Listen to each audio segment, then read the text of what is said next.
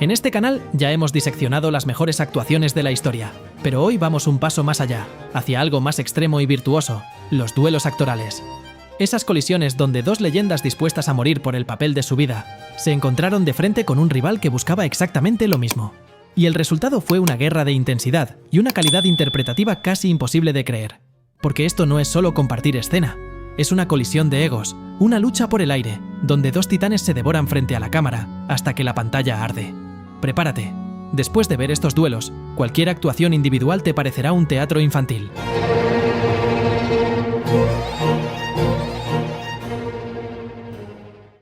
So you never wanted a regular type life? The fuck is that? Barbecues and ball games? Yeah. En 1995, el mundo se detuvo. Por primera vez en la historia, las dos fuerzas de la naturaleza más grandes de su generación, Robert De Niro y Al Pacino, compartían el mismo encuadre, y lo hicieron en una cafetería, a plena luz del día, sin armas, solo con la palabra. Michael Mann tuvo la inteligencia de no darnos una escena de acción convencional, sino un duelo de mentes. La elegancia fría y contenida de Neil McCauley choca frontalmente contra la intensidad histriónica y errática de Vincent Hanna. Es el depredador frente al depredador. No hay música, no hay efectismo. Solo dos hombres que se reconocen como iguales en un mundo que ya no los entiende. La tensión es tan real que puedes sentir el peso del silencio entre sus frases. De Niro utiliza el minimalismo, comunicando con un parpadeo lo que otros harían con un monólogo. Pacino, por el contrario, parece estar a punto de estallar, manteniendo el control por un hilo invisible. Es una coreografía de respeto mutuo y condena compartida. En esa mesa, ambos confiesan que se matarán si es necesario, y lo dicen con la naturalidad de quien comenta el clima. Es el clímax del cine de género, dos mitos que dejan de ser actores para convertirse en dos caras de la misma moneda. You bloody maniac! You could have killed me! Tush, not dead-eyed Wyke, the demon gunman of Cloak Manor. No. En La Huella, una sola habitación bastó para crear uno de los enfrentamientos actorales más legendarios de la historia. Por un lado, Laurence Olivier, la encarnación del prestigio shakespeariano, el viejo león del teatro británico. Por el otro, un joven Michael Caine, símbolo de la nueva ola, el carisma moderno y la ruptura con el pasado. Lo que ocurre en esa mansión llena de autómatas y juegos macabros es una guerra de humillaciones. Olivier interpreta a un aristócrata intelectual que desprecia el origen humilde de Caine, mientras Caine utiliza su frescura y seguridad para desmontar poco a poco la arrogancia de su rival. La película se sostiene únicamente sobre sus hombros. No necesitan nada más. Cada diálogo parece una partida de ajedrez psicológica donde las réplicas caen como estocadas de esgrima. Olivier está gigantesco, teatral y venenoso, mientras Caine demuestra que puede mirar a los ojos a la mayor leyenda de su tiempo sin pestañear. Un enfrentamiento donde el espectador jamás sabe quién tiene realmente el control, hasta que ya es demasiado tarde. For real? Yes, naturally. When the police come, I have to show them a real lump.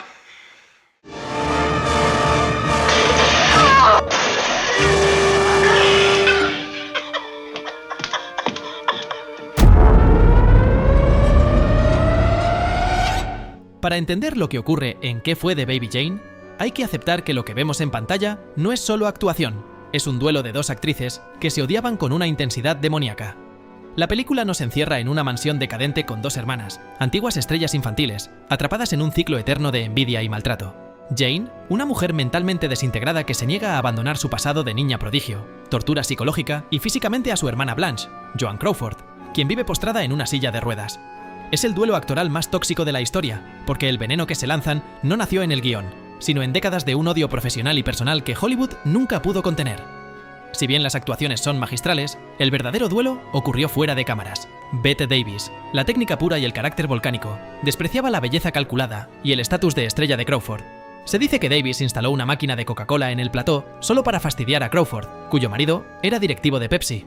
Durante las escenas de maltrato, el realismo fue aterrador. En una secuencia de forcejeo, Davis golpeó a Crawford con tal fuerza que ésta necesitó puntos de sutura. Crawford, en una venganza silenciosa y técnica, llenó sus bolsillos con pesas de plomo durante una escena en la que Davis debía arrastrarla, buscando destrozarle la espalda a su rival. Ver este duelo es presenciar cómo dos titanes utilizan su arte para destruirse mutuamente, regalándonos una obra donde la actuación se vuelve indistinguible de la realidad.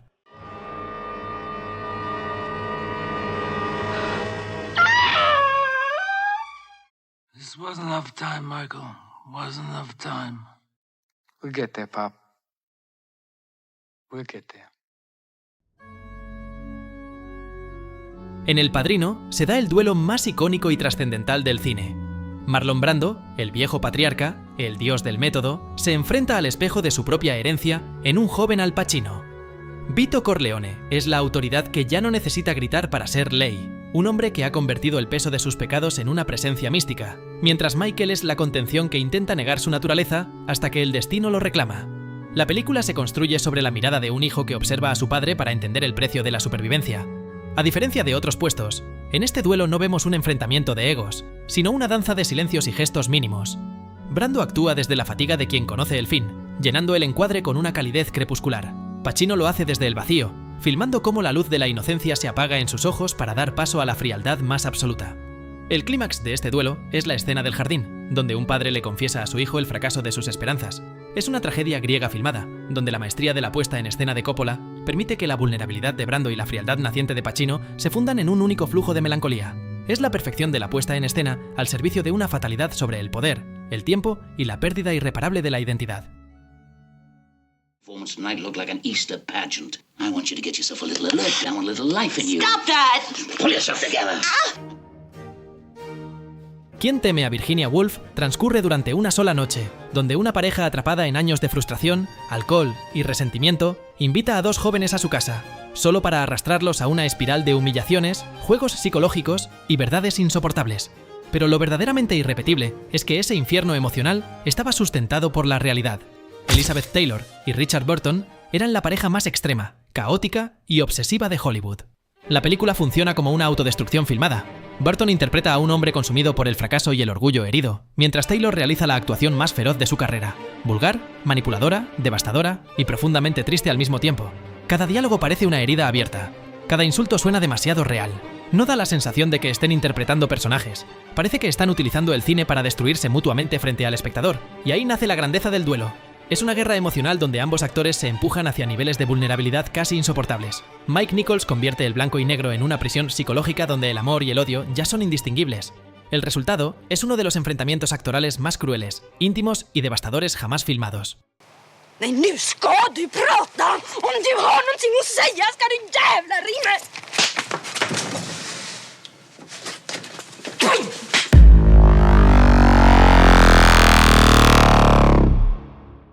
Bergman reduce el cine a dos rostros y aún así parece contener dentro de ellos toda la complejidad del alma humana. Persona sigue a una actriz que ha decidido dejar de hablar repentinamente y a la enfermera encargada de cuidarla en una casa aislada frente al mar. Sin embargo, aquí ya no hablamos de un duelo entre dos actrices. Hablamos de un duelo entre el alma, interpretada por Bibi Andersson, que grita las verdades, y la persona, la máscara, interpretado por Liv Ullmann, que mantiene voto de silencio. Es el yin y el yang, dos mitades de un mismo ser que necesitan fundirse desesperadamente, pero son incapaces. Anderson actúa desde la palabra, la fragilidad y la necesidad desesperada de ser escuchada, mientras Ullmann convierte el silencio en una de las interpretaciones más hipnóticas de la historia. Su rostro inmóvil parece esconder un abismo imposible de descifrar. Cada mirada entre ambas tiene la intensidad de una confesión íntima y la violencia de un ataque psicológico. El momento en que sus rostros se superponen en pantalla es la imagen definitiva de la disolución del yo. Es un duelo que supera a las propias actrices, porque más que actuar, canalizaron la lucha universal del alma fragmentada en dos cuerpos, que necesita fundirse para volver a la unidad.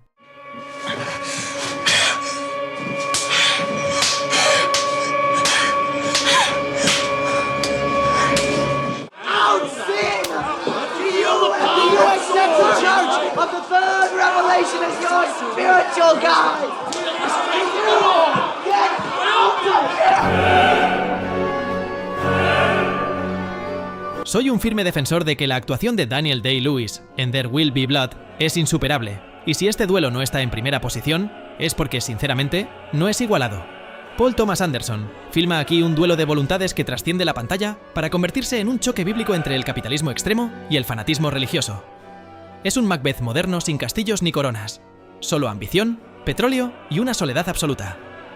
Plainview es el lobo que devora la tierra, mientras que Ellie es la serpiente que se enrosca en el alma de los hombres. El conflicto no es solo por una parcela de tierra en California, es por quién es el dueño de la verdad.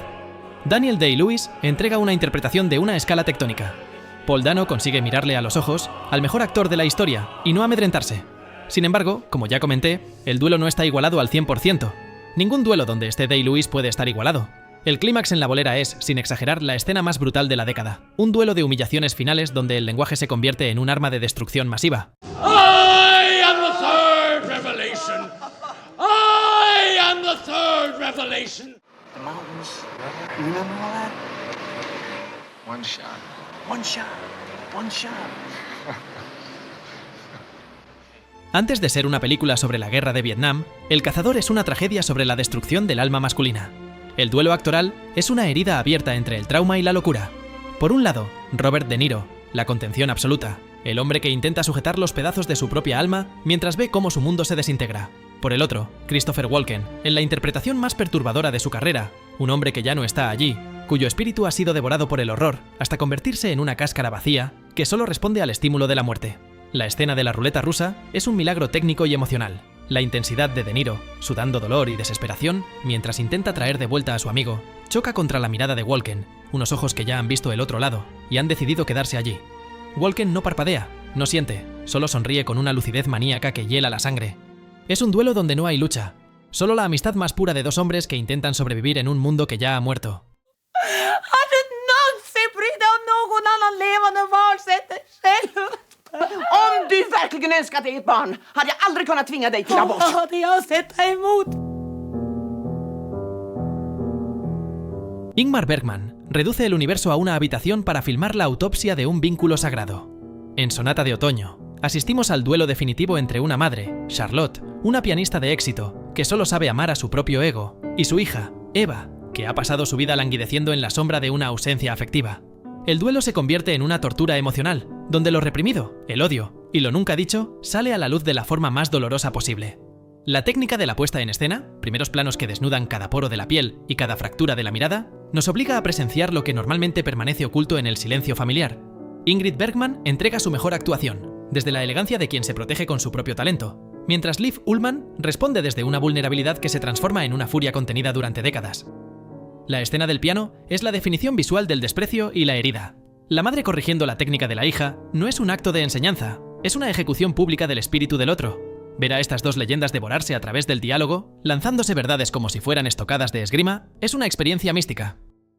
I give you facts. They don't give They are me not facts. What facts? They are fucking facts. What facts? Fuck you. Fuck you. En The Master ocurre algo sin precedentes en la historia del cine. Se juntan dos de las mejores actuaciones de todos los tiempos y dan lugar a una guerra por el control del mismísimo alma. Paul Thomas Anderson sitúa frente a frente a las dos fuerzas de la naturaleza más imponentes del siglo XXI, Joaquin Phoenix y Philip Seymour Hoffman. Es el choque entre el caos absoluto y el control absoluto. Phoenix interpreta a Freddy Quell, un animal herido, una criatura de instintos primarios que se arrastra por la vida intoxicado de alcohol y trauma. Frente a él, Hoffman es Lancaster Dodd, el líder de la secta, un arquitecto de voluntades que utiliza la palabra y el carisma para domesticar la oscuridad ajena mientras oculta la suya propia. Lo que ocurre en la famosa escena del procesamiento es, sin discusión, el mejor duelo actoral de la historia del cine. Sin parpadear, sin cortes, la cámara se queda fija mientras Dodd somete a Quell a un interrogatorio que es, en realidad, una operación a corazón abierto. Phoenix se retuerce. Su rostro es una máscara de dolor y risa nerviosa, mientras Hoffman lo sostiene con una gravedad casi divina, golpeándolo con preguntas que buscan el núcleo de su existencia. Es el domador frente a la bestia.